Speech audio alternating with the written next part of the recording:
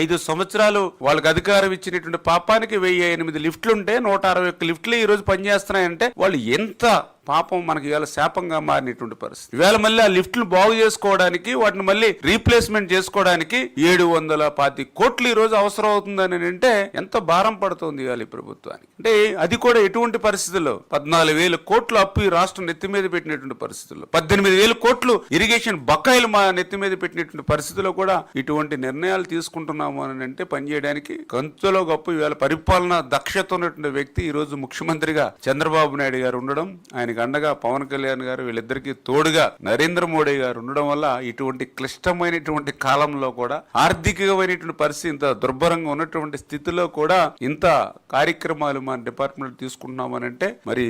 వారి పరిపాలన దక్షత అనే విషయాన్ని సందర్భంగా గుర్తు చేస్తూ, అందుచేతే చంద్రబాబు నాయుడు గారి ఇచ్చిన ఆదేశాలు ఏవైతే ఉన్నాయో, డైరెక్షన్స్ ఏవైతే ఉన్నాయో వాటిని అన్నింటినీ కూడా ఆచరణలో పెట్టేటువంటి విధంగా మరి వీటినన్నింటినీ మరి తీసుకుని ఆయన యొక్క ఆశయం, ఆయన లక్ష్యం ఏదైతే ప్రతి నీటి బొట్టిని కూడా ఒడిసిపెట్టి ఆఖరి ఎకరం వరకు తీసుకెళ్లాలి, 1 సంవత్సరం వర్షాలు బాగా